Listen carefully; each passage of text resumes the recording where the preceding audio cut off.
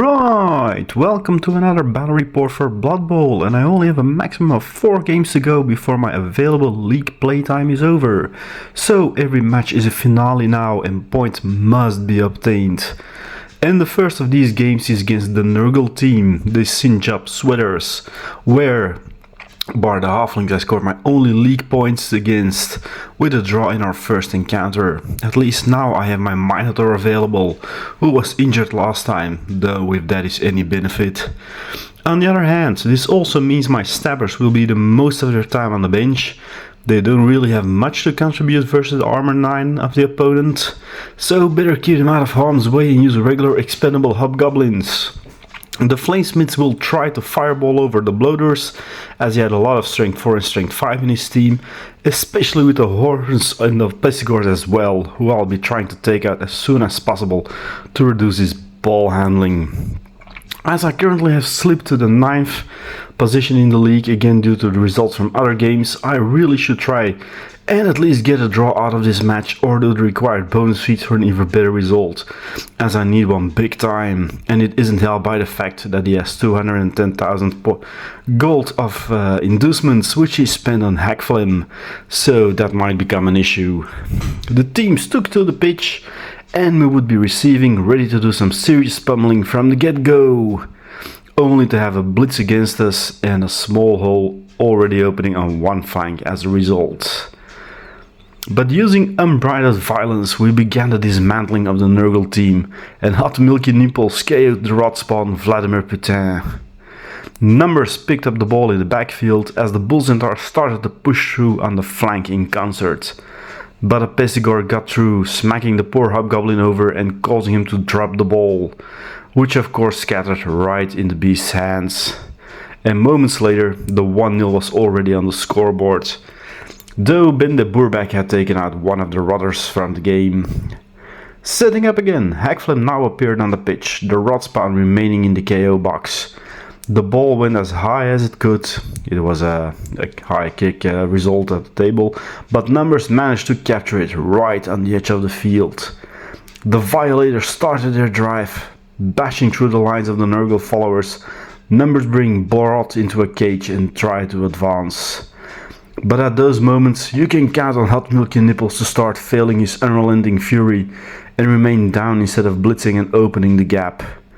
The raging Trainwreck tried to have the flanks changed as the others pushed further up into the lines. A hole opened, but it would be hard pressed to reach the opponent's end zone and still score in the remaining time of the first half.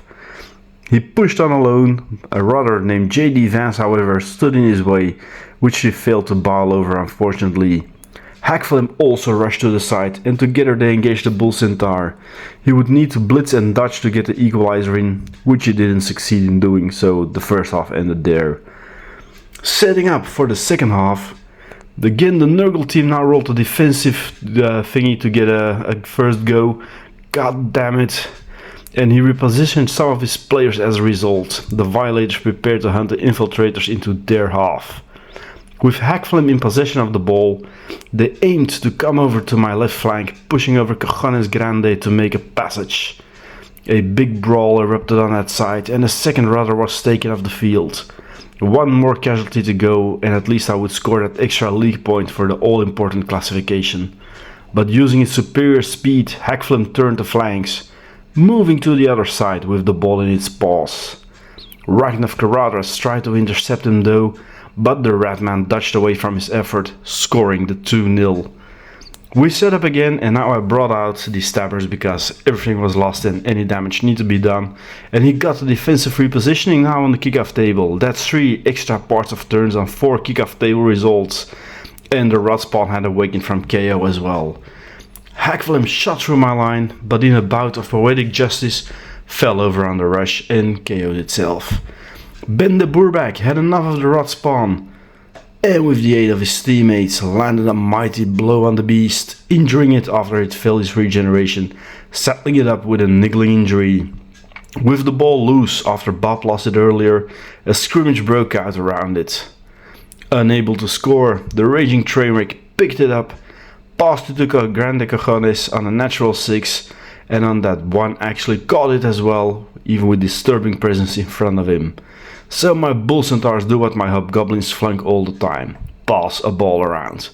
But we lost 2-0, and funnily enough we had scored more star player points than the Nurgle team, Bendy alone accounting for no less than the 3 casualties by himself.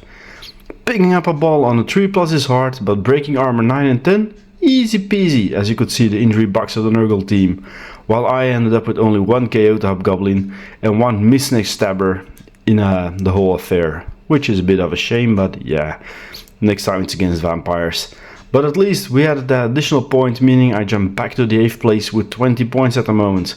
My closest follower is playing next week against the Elven Union team, so I'll probably drop down again. But in the penultimate match I'll be playing in the league, on the 3rd of October, I am facing that Lizardman team in what will be the decider for the final spot in all probability. Let's see how it ends, and thanks for watching. Bye bye. Did you like the Chaos Dwarf content in this video and want to know more about Chaos Dwarfs? Then check out the Chaos Dwarf online forum by scanning the QR code you now see on screen.